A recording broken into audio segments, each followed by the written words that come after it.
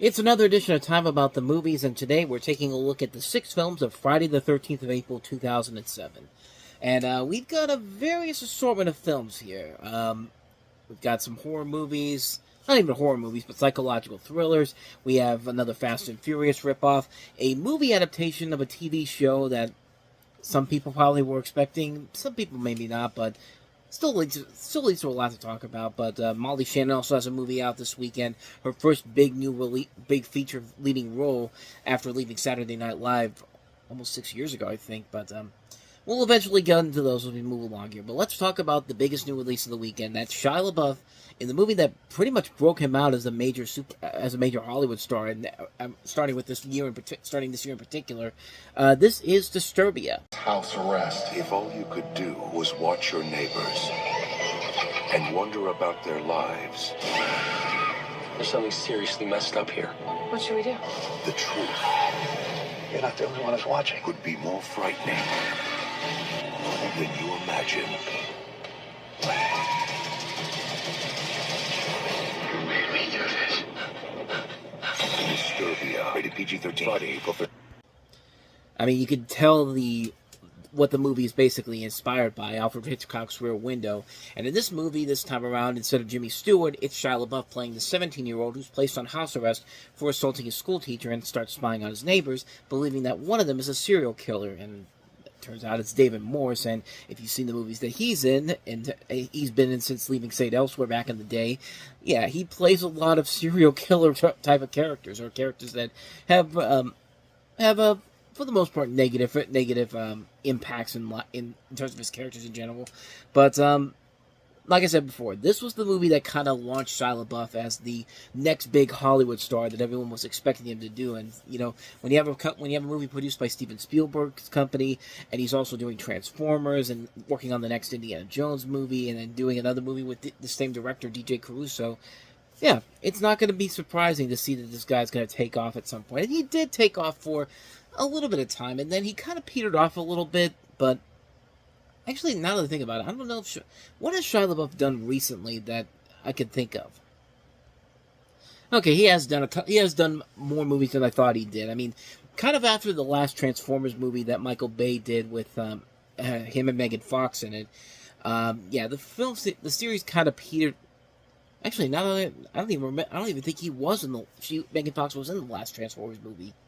I should say the last of the Transformers trilogy, Dark of the Moon. And no, she was not in that movie, because I remember there was a falling out between her and Michael Bay for a little bit there. But back to Shia LaBeouf. Yeah, he's done mostly smaller scale movies, or movies that haven't been as successful. I mean, he was just recently in Megalopolis, but there was a time when everyone was setting him up to be the next big movie star. And for a little bit between 2007 and maybe around 2014, 2015, he was that guy. And a movie like Disturbia really does show you the guy's acting chops, because he really does shine in this movie in general. I mean, this is not the same kid that was on Even Stevens. This is a guy that this is an actor who is really putting his all into it overall, and it's a really good movie overall. It's a really good modernized version of Rear Window with a lot of really good talent in the young cast. Sarah Romer's really good in here. Aaron Yo, who would later go on to star in stuff like 21 and Friday the 13th. And David Morse, like I said before, the guy plays creepy serial killers and people with negative intentions very well. I mean, the guy's been doing it for so many years.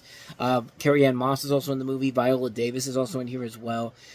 And it's a really good movie, a really intense film that really has a lot of things that we've seen done to death before so many times, but it does it in its own unique stylistic way, working with modern times and working on a setup here that doesn't completely rip off Rear Window, but takes a lot of chances and liberties with it, and creates a film that is very well done and well put together. It's a really good movie. It's definitely a movie that shows Shia LaBeouf's got the acting chops to really become the next great actor, and DJ Caruso's a pretty damn good director too. I mean, he showed up with a couple of movies he had done beforehand. I really like Two for the Money, and his next movie, Eagle Eye, I think was pretty good too. But yeah, this is really good. This is a really good movie. Probably his best overall film as a director, I think. Yeah, I would say probably his best overall film as a director. For a guy that went from directing films like Taking Lives to go from that to this, it's easily a step in the right direction. So yeah, there's that.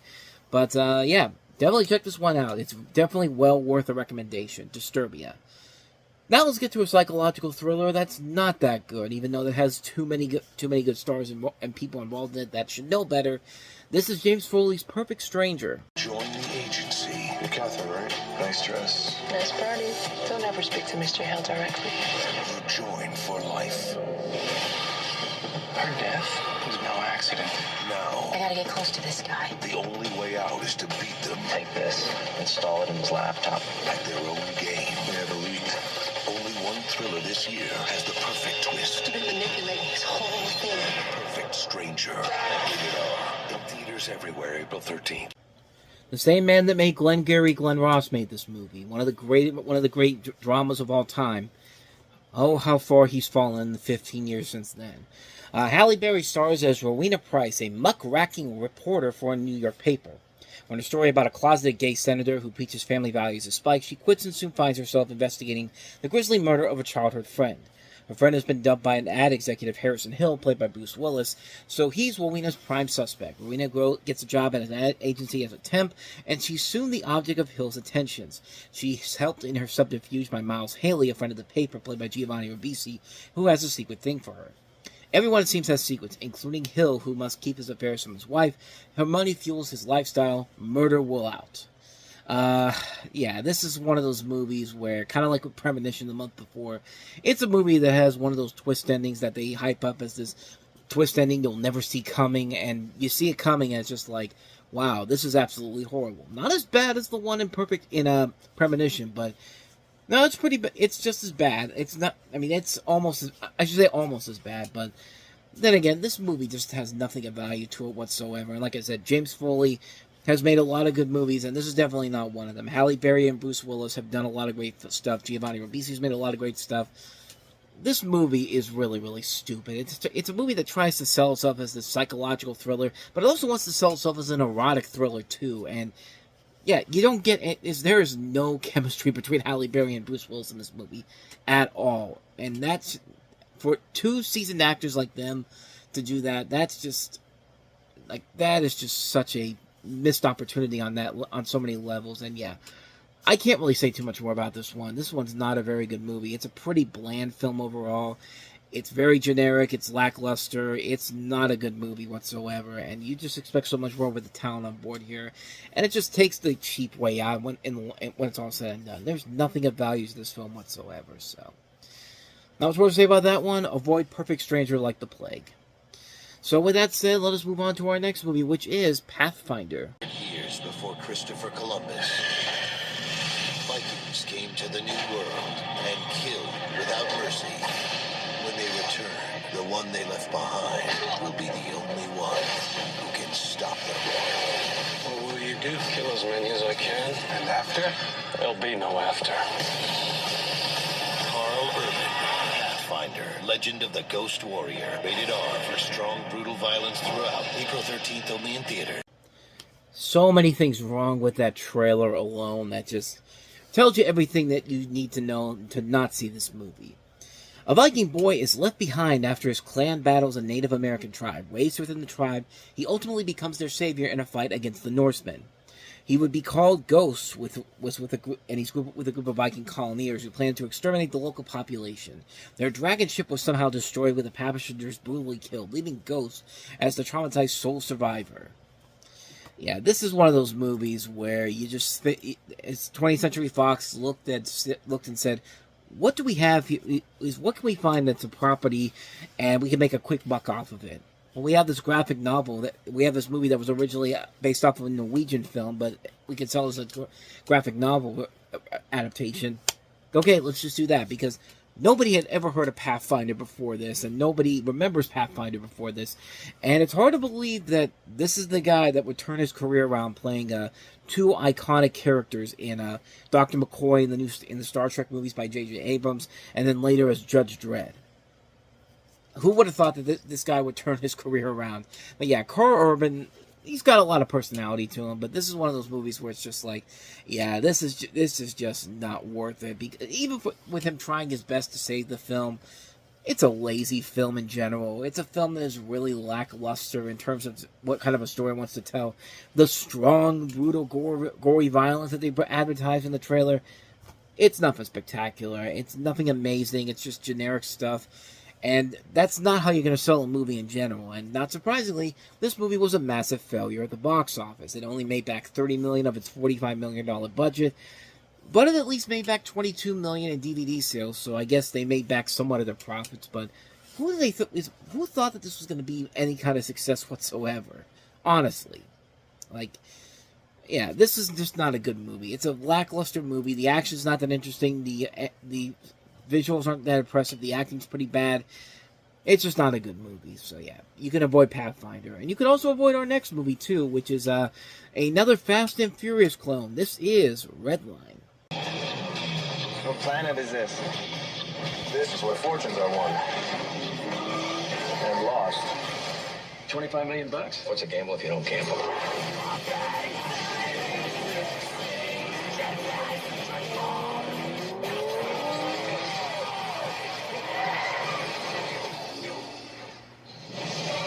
You know you could have just swamped the horn. That would be rude. Redline. Rated PG-13. Get theaters everywhere. April 13th. It's so much of a Fast and Furious clone, they actually had to take the original title of the movie because of the Fast and Furious to sell it. I mean, no joke. This was a movie that was literally the original work. The title of this was originally the working title for the Fast and the Furious, and this is a movie that is just so much just a bad knockoff of that. The film's plot centers around a street racing circle funded by a group of multimillionaires who wage millions of dollars over their high-powered sports cars. There are no real stars in this movie in general. No big directors in particular here. If the biggest name in this movie is Chloe Lane from Days of Our Lives, that's probably not a good sign in general. Nadia Bajoran, by the way, is her name, and a beautiful woman. But yeah, that's the only reason they have her in this movie, because she's a beautiful looking woman. She looks great in spandex and tight pants. So yeah, let's bring her in here. And yeah. You thought Biker Boys and Torque were the last Fast and Furious ripoffs we get? Oh, no. It's just the beginning here. But what's interesting about this is that the movie itself is largely forgotten, but the story behind the movie and how it got funded still is very much around. No joke. This movie's more notable for the fact that it was funded by subprime loans issued by the producer Daniel Sadek's company, Quick Loan Funding, and closed its doors in the wake of the subprime mortgage crisis that would take place a couple years later, and actually was featured on a CNBC special that was literally about the excess of pre-meltdown mortgage markets in the United States. So this movie it's one of those movies that has a reputation not because of what happened is of the legacy of the movie itself, but because of just the fact that this movie really just was just like made by everything about it just felt like it was a plot. And I find this pretty hilarious. Cartoon Network sued Sadak for failing to pay the U.S. $845,000 advertising fee. Like, Cartoon Network sued this movie. This is not a movie that should be anywhere near involved with Cartoon Network, but lo and behold, that's exactly what happened. And yeah, you could just tell this movie was just such a clusterfuck of a film. It has no positive reviews from critics. It's been considered one of the worst car movies of all time, and it has this notorious legacy behind it. Just everything about this movie just feels like it's so wrong. It's so badly put together, and now it's starting to make more sense why the biggest star of the movie is from a soap opera of all things. I mean, granted, yeah, Eddie Griffith and Tim Matheson are in here too, but they're not really big stars in general. No, at least not now they aren't, or especially around this time. But yeah, this is a bad movie. This is a really, really terrible movie. Not quite as bad as Biker Boys or Torque, but definitely very much up there in general. So how about we go back to some, I won't say great movies, but better movies than you would think they were. Let's take a look at Aqua Teen Hunger Force, the movie. Or I'm sorry, Aqua Teen Hunger Force, movie film for theaters.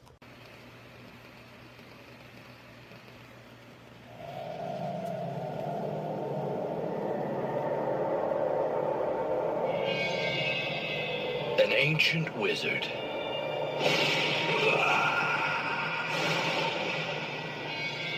A child with a secret. A woman with a past. How y'all doing? The galaxy torn asunder. A cop on the edge. Where are my freaking pants? A hidden tomb.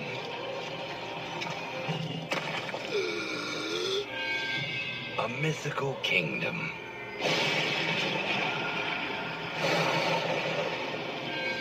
An ancient, mythical, secret kingdom tomb. Guy that runs the tomb. And a flaming chicken. In 2007, none of these things appear in Aqua Teen Hunger Force, movie film for theaters. Except the chicken.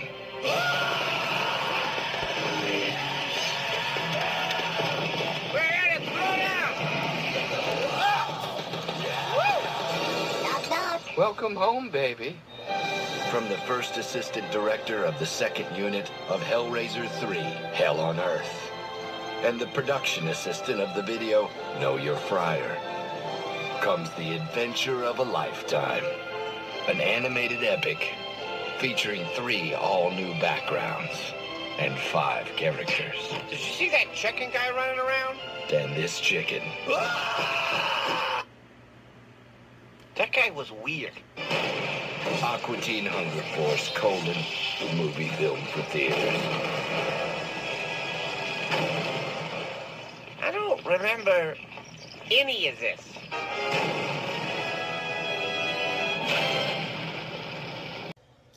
I mean, when I think of a movie about Aqua Teen Hunger Force being produced by Adult Swim, that's kind of the trailer I expect to see for a movie like this.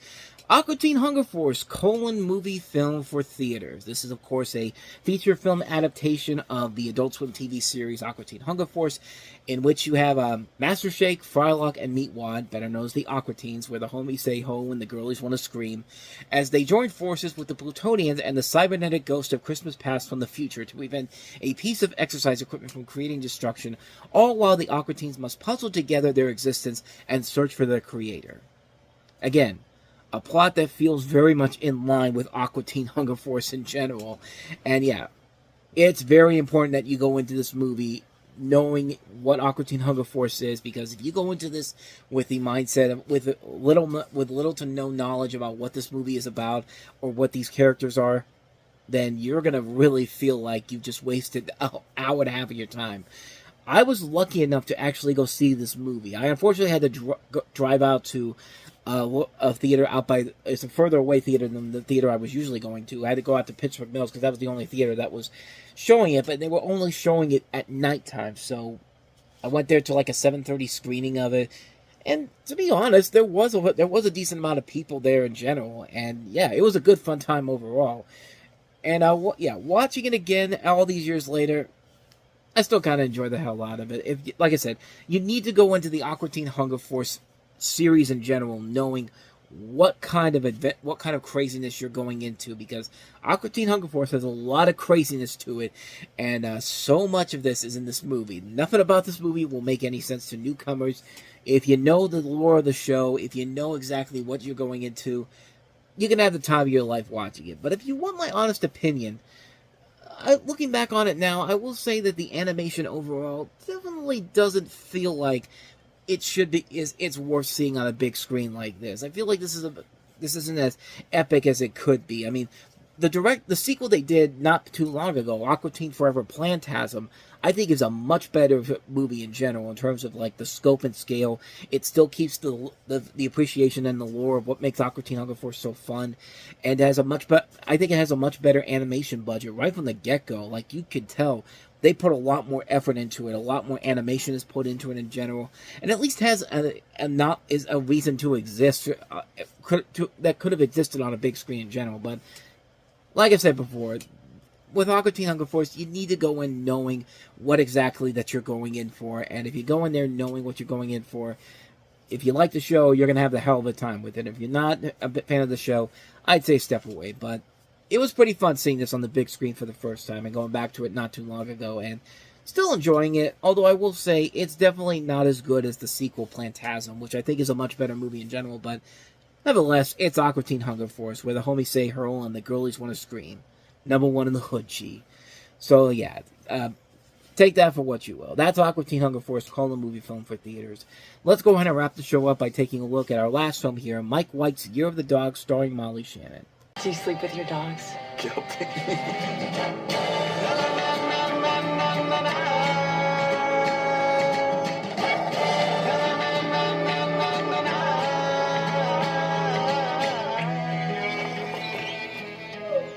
It's been a while since Well, we don't have to do anything.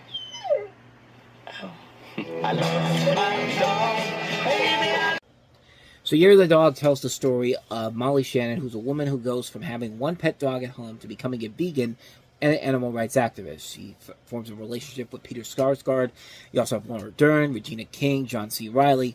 This was written and directed by Mike White, who had done School of Rock before this, and of course would later go on to create shows like The White Lotus, as well as work on a ton of different projects, including Illumination's recent 2 films, Migration and Despicable Me 4. Migration is easily the better of the 2 movies, but yeah, this is a really good movie, and for Molly Shannon, who hadn't really done a whole lot of leading film work after she had left Saturday Night Live in 2001, you would still see her in some things, like in some TV shows, some movies, but I believe this was her first major film starring role since Superstar. I could be wrong on that, but I don't think I am. I think this is the first big leading role she's had in a movie since Superstar came out in 1999, so it's been 8 years, and the movie actually is a lighthearted, fun little comedy.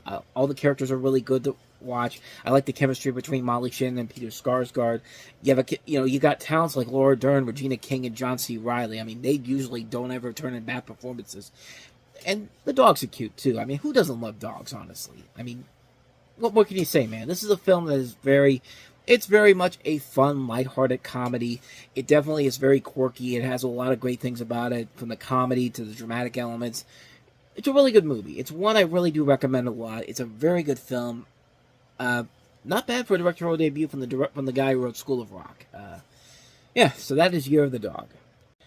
And so with all of that said, we wrap up another edition of Time About the Movies. Now, the next time we meet, we take a look at 4 more movies, including Ryan Gosling in another movie, Anthony Hopkins and starring in Fracture. We also have Luke Wilson and Kate Beckinsale starring in the thriller Vacancy. Easily the best movie of the weekend, Nick Frost and Simon Pegg reuniting once again in Edgar Wright's Hot Fuzz. And Adam Brody from the OC, and a pretty stacked ensemble with Kristen Stewart and Meg Ryan among the cast in The Land of Women. So we'll take a look at those 4 movies on the next episode. That'll be coming up on tomorrow's show. But until then, thank you so much for watching, and if you want to see more videos like this, please hit the plays on the next page, check out the previous episode, and also don't forget to hit the like, subscribe, and notification button, and that bell, because you get updates on when new videos come out, and we do post here every day. And stick around, because coming up on Time About the Movies Flashback, we're flashing back to September 11th, 1987 with 4 films: The Curse, A Prayer for the Dying, Witness in the War Zone, and I've Heard the Mermaids Singing. So we'll take a look at those 4 movies from 1987 coming up on Time About the Movies Flashback. That'll be coming up as soon as I post this up, so please stick around, because we will be right back with more right after this.